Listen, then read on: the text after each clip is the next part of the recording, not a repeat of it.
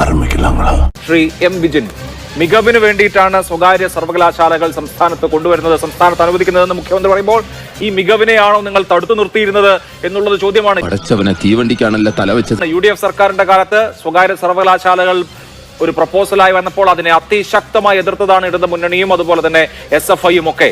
ഇപ്പോ ഇത്രയും കാലം വേണ്ടി വന്നോ ബോധോദയത്തിന് എന്ന ചോദ്യമാണ് കേരളം ചോദിക്കുന്നത്. എത്ര സമയം സംഘടന തുടങ്ങിയിട്ട്? കുറച്ചു നേരമായി. ഞാൻ കുറച്ച് ലേറ്റ് ആയി പോയി. ഇപ്പോൾ ഇടതുപക്ഷ ജനാധിപത്യ മുന്നണി ഗവൺമെന്റ് പിണറായി സർക്കാർ മുന്നോട്ട് വെച്ച ഈ പുതിയ സർവകലാശാല ബില്ലും അതോടൊപ്പം തന്നെ നേരത്തെ UDFന്റെ കാലത്തെ സമരത്തെ അങ്ങ് ഇവിടെ സൂചിപ്പിച്ചു. അതിനെ രണ്ടായി കാണുക എന്നതാണ് വളരെ പ്രധാനപ്പെട്ടത്. കാരണം അന്ന് UDFന്റെ കാലത്ത് ഗ്ലോബൽ എഡ്യൂക്കേഷൻ മീറ്റ് ഉൾപ്പെടെ നടത്താൻ തീരുമാനിച്ച SFIയുടെ സംസ്ഥാന സെക്രട്ടറിയാണ് ഞാൻ. അന്ന് നടത്തിയ സമരവും സമരത്തിന്റെ മുദ്രാവാക്യത്തെയും വളരെ തെറ്റായ നിലയിലാണ് ഇന്ന് അവതരിപ്പിക്കപ്പെടുന്നത്. ഉമ്മൻചാണ്ടി മുഖ്യമന്ത്രിയായിരുന്ന കാലത്ത് അന്ന് ഒരു സ്പെഷ്യൽ എഡ്യൂക്കേഷൻ സോൺ കൊണ്ടുവരിക എന്നതായിരുന്നു അന്നത്തെ തീരുമാനം.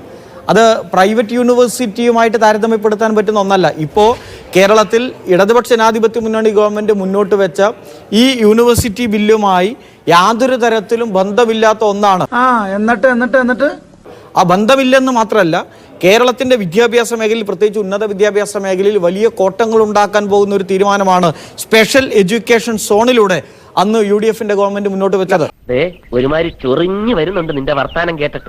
അതിൽ നിന്നെല്ലാം വളരെ വ്യത്യസ്തമായി കൃത്യമായി കേരളത്തിൽ മെറിറ്റ്, സാമൂഹ്യ നീതി അത് ഉറപ്പുവരുത്തിക്കൊണ്ടാണ് കേരളത്തിൽ ഈ പുതിയ ബിൽ കേരളത്തിലെ ഗവൺമെന്റ് ഇപ്പൊ മുന്നോട്ട് വെക്കാൻ പോകുന്നത്.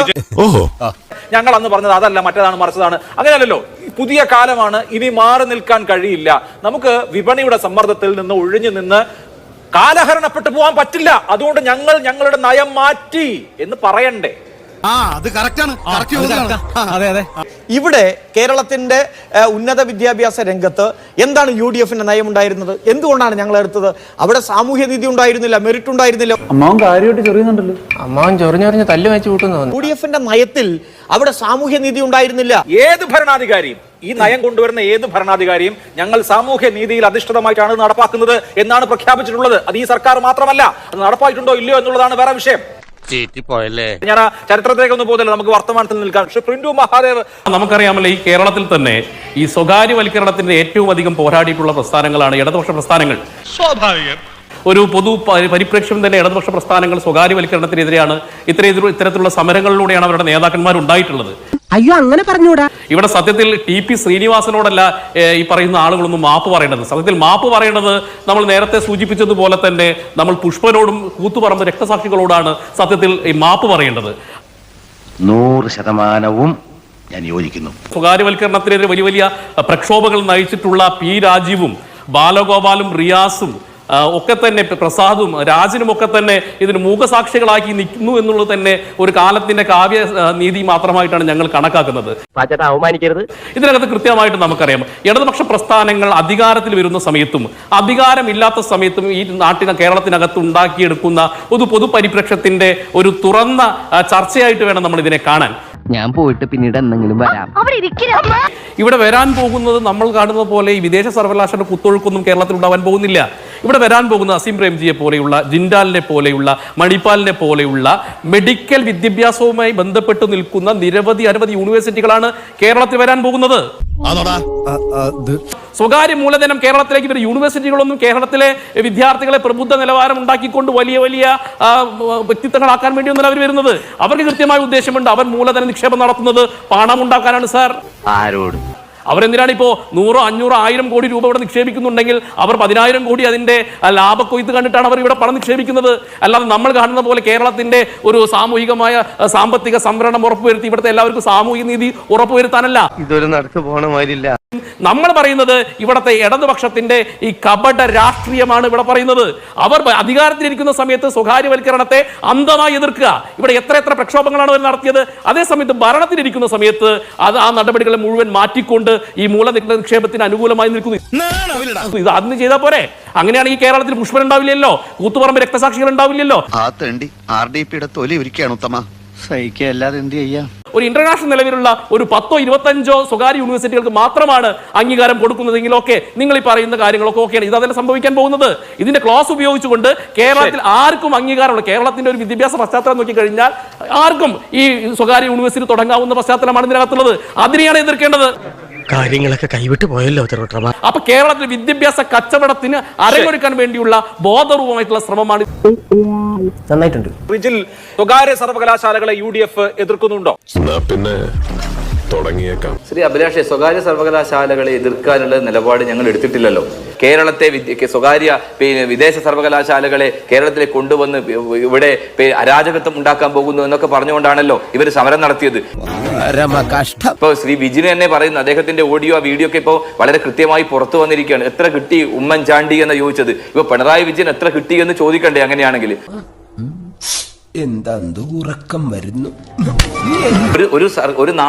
ഒരു നാടിന്റെ സമൂഹത്തിന്റെ അല്ലെങ്കിൽ വിദ്യാർത്ഥികളുടെ ഭാവി പരിഗണിച്ചുകൊണ്ട് ഇന്ത്യ രാജ്യത്ത് പല സംസ്ഥാനങ്ങളും സ്വകാര്യ സർവകലാശാലകളെ സ്വീകരിക്കുകയും അതുമായി ബന്ധപ്പെട്ട് കാര്യങ്ങൾ മുമ്പോട്ട് പോവുകയും ചെയ്യുമ്പോൾ കേരളം പോലെ ഏറ്റവും സാക്ഷരമായി നിൽക്കുന്ന ഒരു നാട്ടിനകത്ത് ഇത് പാടില്ല എന്ന് പറഞ്ഞുകൊണ്ട് സമരം ചെയ്ത ആളുകൾ ഇവരാണ്.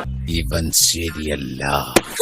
ഇവർ ഓന്തിന്റെ നിറം മാറുന്ന ആളുകളാണ് ഇവര്. അപ്പൊ ഇവർക്ക് ഇങ്ങനെയാണ് എല്ലാ കാലത്തും. ഏതെങ്കിലും ഒരു കേരളത്തിന്റെ 50 വർഷക്കാലത്തെ വിദ്യാഭ്യാസ ചരിത്രത്തിനെടുത്ത് പരിശോധിക്കുമ്പോൾ അതിന് എല്ലാ തരത്തിൽ പിറകോട്ട് കൊണ്ടുപോയ ഒരു പാരമ്പര്യം SFIക്കും CPM-നും അങ്ങനെ പറയരുത്. പിന്നെ എങ്ങനെ പറയണം? ആ CPM ഉണ്ടായതിന്റെ ഭാഗമായി പിന്നെ അവർ അധികാരത്തിൽ വരുമ്പോൾ അത് വിഴുങ്ങാൻ ഒരു മടിയില്ലാത്തവരാണ്. നമുക്കൊക്കെ അറിയാൻ സാധിക്കും. പിന്നെ പൂച്ച എലിയെ പിടിക്കുന്നത് പോലെ, ആന കരിമ്പ് തിന്നത് പോലെ, സിംഹം മാനെ തിന്നത് പോലെ സ്വന്തം ഛർദി വാരി തിന്നവരാണ് കമ്മ്യൂണിസ്റ്റുകൾ. അതൊക്കെ നാട്ടുകാർക്ക് അറിയാവുന്ന കാര്യം അല്ലേ? ഒരു 10-12 കൊല്ലം മുമ്പ് ഇത് കേരളത്തിൽ ആരംഭിച്ചെങ്കിൽ ഈ വിദേശ സർവകലാശാലകൾ ഈ കേരളത്തിനകത്ത് വന്നെങ്കിൽ ഈ കുട്ടികളുടെ ഒഴുക്ക് തടയാമായിരുന്നില്ലേ? അവർക്ക് ആ വിദ്യാഭ്യാസം ഇവിടെ കിട്ടുമായിരുന്നില്ലേ? ചെറിയ ചെലവ് കിട്ടുമായിരുന്നില്ലേ? അത് തടസ്സപ്പെടുത്തിയവരാരും ഇവരല്ലേ? ഇപ്പോഴാണ് വിദ്യാഭ്യാസ മന്ത്രിക്ക് ബോധോദയം വന്നത്. നമ്മുടെ മറ്റു സംസ്ഥാനങ്ങളൊക്കെ തന്നെ ഈ വിദേശ സർവകലാശാലകൾ സ്വീകരിച്ചിരിക്കുന്നു, കാലത്തിനനുസരിച്ച് മുമ്പോട്ട് പോയിട്ടില്ലെങ്കിൽ പിടിച്ചു നിൽക്കാൻ പറ്റില്ല എന്നുള്ളത് ഇപ്പോഴാണ് ബോധം വന്നത്. ഇങ്ങനെ പോയാൽ സംഗതി കുഴയും. ഇതുപോലെ ട്യൂബ് ലൈറ്റ് ആയ ഒരു പ്രസ്ഥാനം ഈ രാജ്യത്ത് എവിടെയെങ്കിലും ഉണ്ടോ? പെട്ടെന്ന് ബുദ്ധി വരാത്ത ആളുകളിൽ ഇവര്. ഇത് ട്യൂബ് ലൈറ്റ് കത്തുന്നത് മാതിരി പതുക്കെ മിന്നി കത്തുന്ന ബുദ്ധിയാണ് നിങ്ങളുടേത്. 50 കൊല്ലം മുമ്പ് നടപ്പാക്കേണ്ട കാര്യം ഇപ്പോഴാണ് നടപ്പാക്കുന്നത് എന്നുള്ളതാണ് ആ വിമർശനത്തിന്റെ കാതൽ. സത്യമാണെങ്കിലും എനിക്ക് അംഗീകരിച്ചു കൊടുക്കാൻ പറ്റുമോ?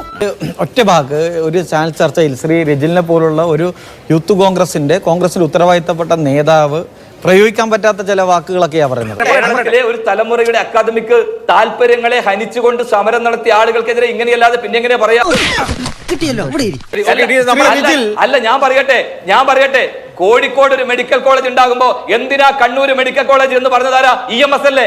അതിന്റെ സമരമല്ലേ നിങ്ങൾ നടത്തിയത്? വല്ല കാര്യമുണ്ടോ? എന്തിനാണ് ഇങ്ങനെ ശ്രീ വിജിന്റെ ഒക്കെ വീഡിയോ പറഞ്ഞല്ലോ, ഉമ്മൻചാണ്ടി എത്ര വാങ്ങിയെന്നാണ്, അബ്ദുറബ്ബെ എത്ര വാങ്ങിയെന്നാണ്. അപ്പൊ ഇത് വരുന്നുണ്ട് പിണറായി വിജയൻ എത്ര വാങ്ങിയെന്ന് വിജിൻ ചോദിക്കണ്ടേ? അടി ഇരിക്കുന്നുണ്ടല്ലോ നിയമസഭയിൽ, പിണറായി വിജയന്റെ മുഖത്ത് നോക്കിയിട്ടല്ലേ ഇരിക്കുന്നത്. ചോദിക്കണ്ടേ? ബിന്ദുവിനോട് ചോദിക്കണ്ടേ എത്ര വാങ്ങിയെന്നുള്ളത്?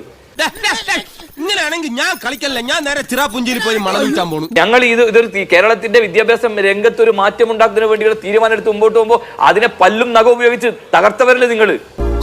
എണീറ്റ് വരണ്ടേയിരുന്നു. പരിയാട് മെഡിക്കൽ കോളേജ് നമ്മുടെ മുമ്പിലില്ലേ? പരിയാട് മെഡിക്കൽ കോളേജ് കൊണ്ടുവന്നപ്പോൾ കരുണാകരന്റെയും രാഘവന്റെയും സ്വകാര്യ സ്വത്താണെന്ന് പറഞ്ഞ് കേരളത്തിനകത്ത് അതിരൂക്ഷമായ സമരം നടത്തി. കൂത്തുപറമ്പിൽ 5 ആളുകളെ കൊന്നല്ലോ, അന്ന് കൊലക്ക് കൊടുത്തല്ലോ.